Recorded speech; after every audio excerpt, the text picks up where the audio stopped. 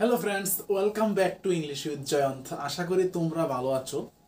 Infinitive, gerund এবং পার্টিসিপলকে এক কথায় ইংরেজির গুপ্তধন বলা চলে, কারণ ইংরেজিতে কথা বলতে ইনফিনিটিভ, জিরান্ট এবং পার্টিসিপলের গুরুত্ব অসীম। তো আজ আমরা এত বেশি জ্ঞানজাম করব না, শুধু একটি বিষয় নিয়ে আলোচনা করব। সে বিষয়টি হচ্ছে ইনফিনিটিভ।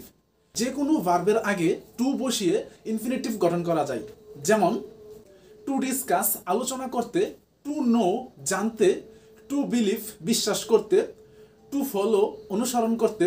তো এই যে ভার্বগুলোর আগে আমরা টু ব্যবহার করলাম, এটি হলো ইনফিনিটিভ, অর্থাৎ টু প্লাস ভার্ব মিলে ইনফিনিটিভ হয়।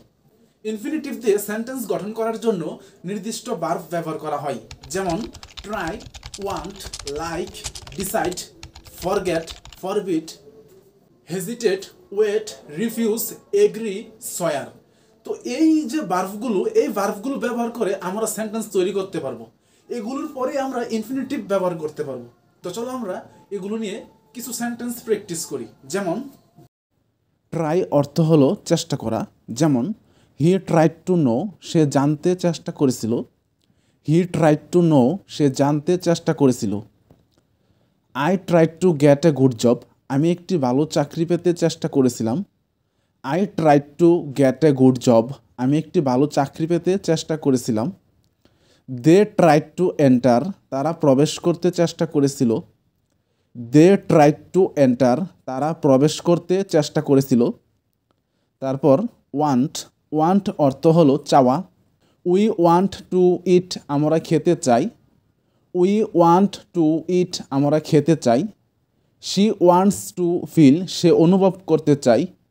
শি ওয়ান্টস টু ফিল, সে অনুভব করতে চাই। তারপর হচ্ছে লাইক। লাইক শব্দের অর্থ হলো পছন্দ করা।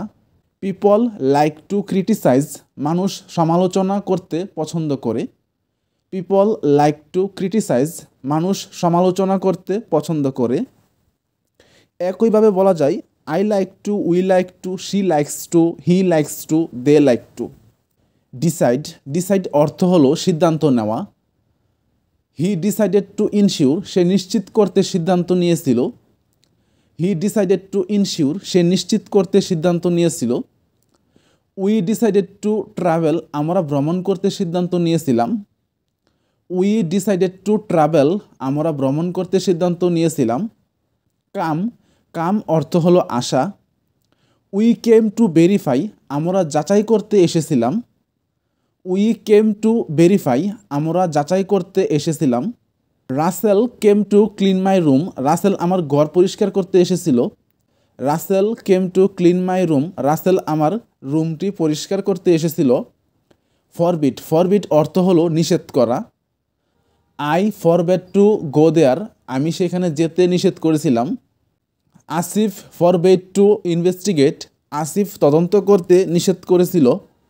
আসিফ ফরবেট টু ইনভেস্টিগেট, আসিফ তদন্ত করতে নিষেধ করেছিল। ফরগেট, ফরগেট অর্থ হলো ভুলে যাওয়া। আই ফরগট টু আস্ক, আমি জিজ্ঞেস করতে ভুলে গেছি।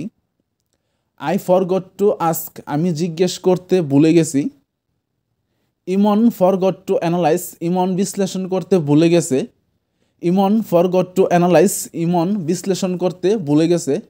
ওয়েট, ওয়েট অর্থ হলো অপেক্ষা করা। I waited to get the opportunity, আমি সুযোগটি পেতে অপেক্ষা করেছিলাম। People wait to get opportunity, মানুষ সুযোগ পেতে অপেক্ষা করে। People wait to get opportunity, মানুষ সুযোগ পেতে অপেক্ষা করে। এগ্রি অর্থ হলো রাজি হওয়া। I agreed to join the party, আমি পার্টিতে যোগ দিতে রাজি হয়েছি।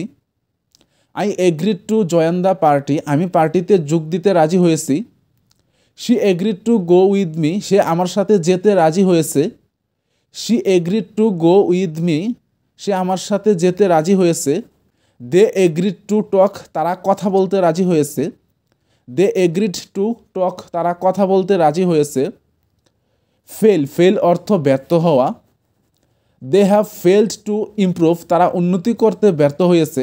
দে হ্যাভ ফেলড টু ইমপ্রুভ, তারা উন্নতি করতে ব্যর্থ হয়েছে। আই ফেলড টু মেমোরাইজ, আমি মুখস্থ করতে ব্যর্থ হয়েছি। আই ফেলড টু মেমোরাইজ, আমি মুখস্থ করতে ব্যর্থ হয়েছি। হি ফেলড টু আইডেন্টিফাই, সে শনাক্ত করতে ব্যর্থ হয়েছে